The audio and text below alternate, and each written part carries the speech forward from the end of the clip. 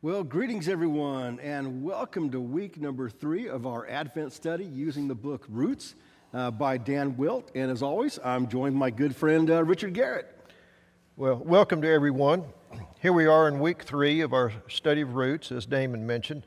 This week, Dan Wilt changes our focus from Jesus comes from a people to Jesus comes from a place. Right, and the place Jesus comes from, of course, is probably something that every Christian can tell you. They know the answer to this from the nativity stories that are so familiar. Jesus comes from a little town called Bethlehem. Now, in Jesus' day, Bethlehem is a small, almost insignificant place, a little rural place south of Jerusalem, known only for one thing. It was the birthplace of King David 1,000 years earlier. Now, it's small, it's short. There's a few references here and there to Jerusalem, to Bethlehem, but the only one of any significance is a little tiny quote in the book of the prophet Micah. And that was written 500 years earlier than that. But Bethlehem is mentioned there as the place where the Messiah is going to be born. Other than that, Bethlehem is rarely ever mentioned anywhere. Not just in the Bible, but in any other text as well. So let's begin with that question, Richard. Where are you from, and what is its claim to fame? I was born and grew up in Freeport, Texas. It's a little blue-collar town about 50 miles south of Houston on the coast, right at the mouth of the Brazos River. It's always had around 10,000 population. I guess its claim to fame is probably that Stephen F. Austin and 38 other colonists in 1831 landed at the mouth of the Brazos River. That's where Freeport is, at the mouth of the Brazos River. And they started a settlement there named Velasco, and Velasco was named for a Mexican general. Interestingly enough, Velasco temporarily became the first capital of Texas. About 100 years later, right across the river, Freeport started. And you think, well, you look at the name Freeport is a port. And even until today, it is a deep water port. Okay. But that's not why it was named Freeport. It was named Freeport because Freeport Sulfur Company started it because of the sulfur mines that are in the area. Anyway, that was about 100 years later. When I was a kid, you could easily ride your bike back and forth between Freeport and Velasco. In the late 50s, Velasco was merged with Freeport and became known as North Freeport. Okay. So that's a little bit about the background of the town. A little fun fact. Stephen F. Austin died when he was about 45. He was unmarried and had no children. His inheritance went to his married sister, Emily Austin Perry. I grew up and went to school with one of her direct descendants. Okay. Her name was also Emily Perry. And to this day, she and her family still own a big ranch down in that neighborhood. Down in the Freeport area? Yes. Wow. Mm-hmm. Okay, well, I was born here in San Antonio, but I was only here 3 days. I'm adopted. Mm-hmm. And so I grew up in the town of Garland, Texas, outside of Dallas. In my childhood days, a town of about 120,000 people. And as I kept thinking about what it was famous for, we had a pickle factory there. That was about it. Garland, Texas, back in those days, was one of those places that you had to be going there to get there. It wasn't even on the way to somewhere else. You had to be purposely going to Garland to get there. And so I couldn't think of any personality or history or anything that happened there other than the pickle factory. And so there's not a lot of significance at all to it, which we'll play into today's lesson, actually. So let's take this a little deeper, thinking back on your hometown. Do you personally have any kind of a significant memory associated with that? Or just what was it about Freeport, for example, that you just love about your hometown? I really had to think long and hard about this. Reflecting on your comments about Garland, I had the same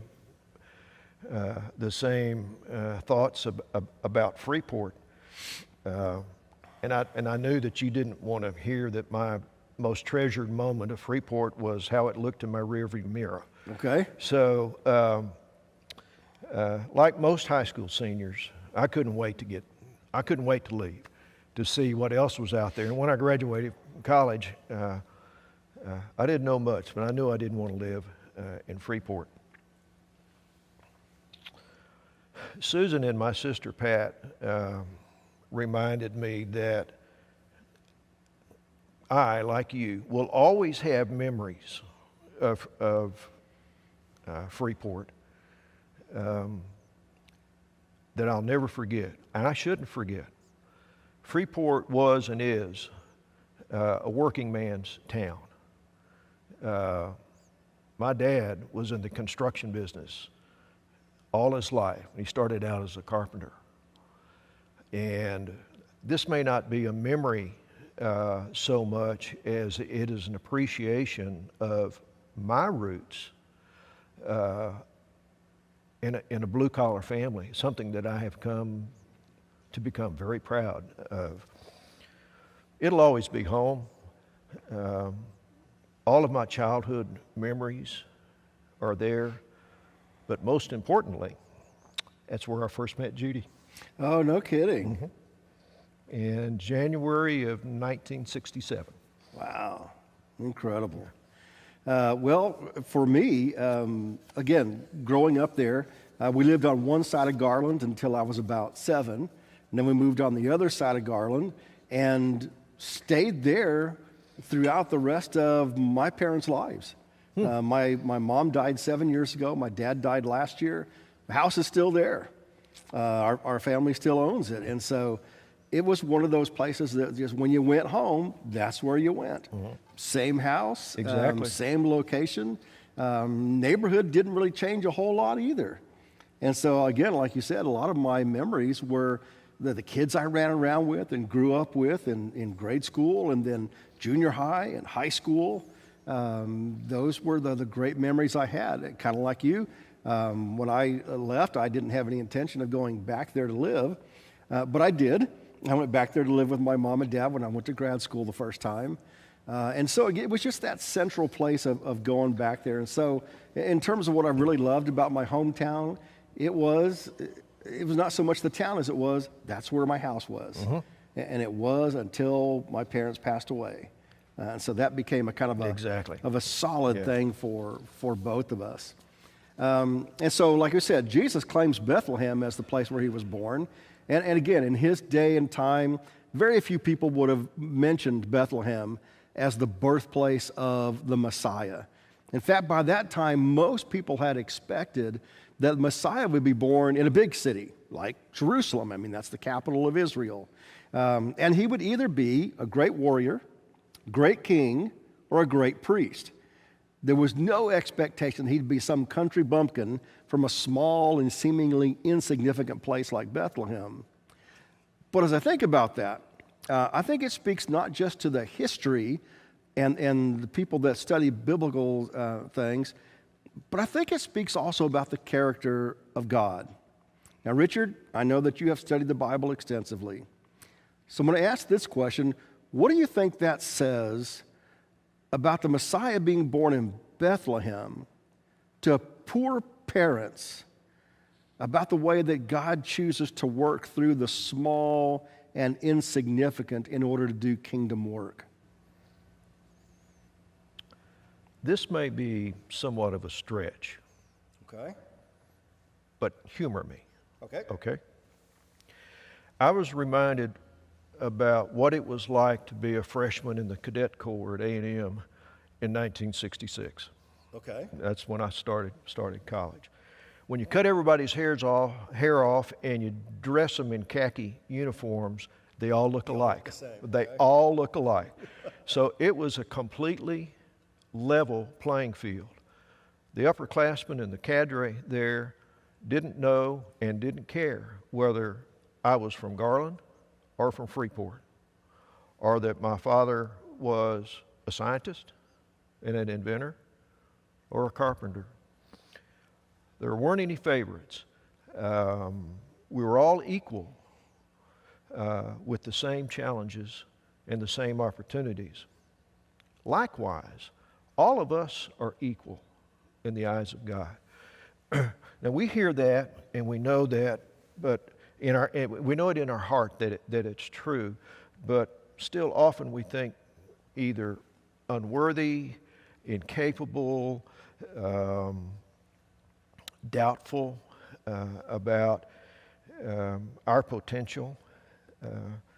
But as Dan Wilt points out in the session for today, that Jesus sees the good and the potential in the small regardless. And he'll seek us out. Just like Jesus sought out the outsiders and the disenfranchised that were so important in his life in ministry. In Adam's sermon last Sunday, he mentioned the shepherds. Being a shepherd was the lowest of the low, and these guys were on the night shift. Yeah. So they were really at the bottom rung of the ladder. Mary, an unmarried pregnant teenager, really on the outskirts. Matthew, even though successful, he was an outcast in his society because of his job. He was a tax collector. The woman at the well, she'd been married 5 times, and she wasn't living with the guy that she wasn't married to the guy that she was living with when they had the encounter. So why were they chosen? Why are we chosen? You know, what does Jesus have to give them, and what does he have to give us? Well, he gives us and them something that we all need, and that's the hope and the certainty of a better way. He gives that to all of us when we choose to answer his call. Yeah. Yeah, and I think if we look through Scripture, we can see that continually. People that we look at and go, those are big names, like Abraham. Mm-hmm. Well, in Abraham's day, Abraham was just Abram. He was just a guy. And an old guy with an old wife and had no children. He was just a guy. And yet, down through his lineage comes, the Messiah. He has these kids, and they have kids. And they're just guys. But out of them come the 12 tribes that we end up calling Israel. We see that in Noah. And you can look at these characters. Like you said, we look at it in King David. Mm-hmm. King David wasn't born king, and he wasn't born into a kingly family. He was the least of all the boys in Jesse's family. And you're going to see more about that in just a moment in the clip we're going to show you. And so, I think it shows that this is God's character. He seems to enjoy the idea of using people or places that seem to be small or insignificant. And then, as you said, we can bring that up to kind of a personal understanding of how is it that God can use someone like us? Now, I want to include you with me as the seemingly small and insignificant in the idea that I'm certainly not born into a wealthy or a renowned family or whatever. But how do you personally see that as God working through you to do kingdom work?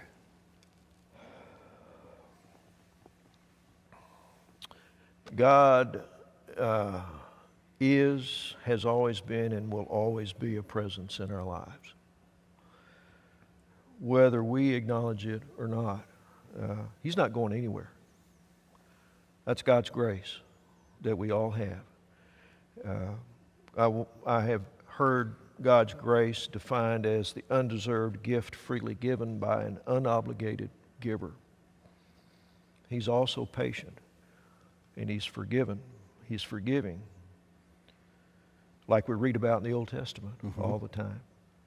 He's also extremely tenacious and persistent. To all of us, every once in a while, he'll give a nudge or a wink, or like you and me, he'll take us to our knees. And when that happens, and that's what it took for me, was to be taken to my knees. And when that happens, that's when we fully begin to enjoy the joy and the blessing of and the understanding of being sanctified in our faith. As John Wesley said in one of his sermons, sanctification is what God does in us and drives us to want to use our talents and our special gifts. And I've shared this in one of the videos that we've made in the past. What gift do I have right now in my life that I think God could use most? And it's my time. Yeah. And because I'm retired, I should have time to do the things that God wants me to do, and very frankly, the things that I want to do. And Susan and I have set about making time and finding ways that we can better serve God together and individually. Yeah, I think back on, of course, my calling into the ministry. And this didn't come easy for me. I was just fine being a science teacher. Yeah. And I had no idea about becoming a pastor. But when these things began to happen and God calling, I fought it. I was not going to be a pastor because my thought was, I lived a pretty rough life between 18 and 28.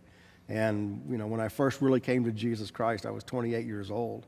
And when my pastor began to tell me I was being called to ordained ministry, my first thought was, God cannot use somebody like me with my background, with all that sordid drinking and womanizing, cannot use somebody like me to do kingdom work. That's just not possible.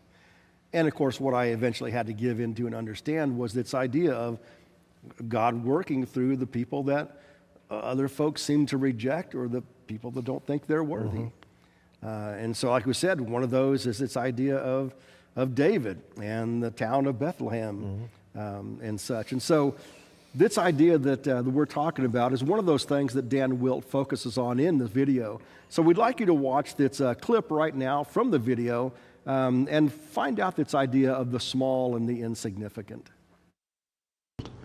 Jesus, born among us, has taken residence among the people who have looked and longed to see a great light. He's come to us in our darkness. He's come to us in our sense of smallness. Maybe you feel, even as I'm sharing this, insignificant, unseen, unknown. I want to tell you that Jesus knows you. Jesus sees you. He understands the small. He understands that feeling of insignificance that he would have seen in so many eyes as he named them and called them forward into faith and life to be someone because he was someone and they were connected to him and his story. Jesus comes to us from a place, that little house of bread, to be the bread of life to us, and then to fill us with his love and his life by his Spirit to be bread and the cup to the world all around us. Begin to ask this question this season. How does Jesus' birth in the small town of Bethlehem, an insignificant place in the land of Israel, give us fresh insights into how God works through the small and the seemingly insignificant in this world? Your response to that, Richard, about how God works through the seemingly small and insignificant? Well, from what you and I have talked about this morning, and from what Dan Wilt said in the little clip, plus the entire video, very honestly, I don't know how much more I can add to that, if anything at all. But I think the point of it is that, number one, you can't hide from Jesus. That's true. And we may think that when we're insecure, left out, overwhelmed, whatever you want to call it, that that's an excuse.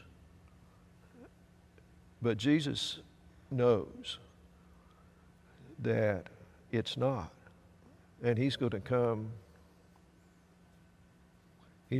poke us a little bit. And I'm reminded that Jesus went through all of those same misgivings. He went through the same things that we went through in Garland or in Freeport as a kid. So He's walked in our shoes. That's the very backbone of Him being the incarnation that He is. Understanding that, acknowledging that, means that we're never alone. Because He walks with us every day. And as it's said in Philippians, He gives us strength. Yes. Yeah, and I've seen this play out personally through my ministry. This is my 30th year. I'm finishing up in ministry, my 6th church. And one of the things I can do is I look back on all those years and think about my call to ministry and how I felt so insignificant, so unworthy to be called as such. It was not unusual. In my first 2 little churches that I served, in Bertram, Texas, town of 950 people at the time, there was a person that answered a call to ministry out of that church. And then I went to Goliad, and 2 people in that church answered the call to ministry.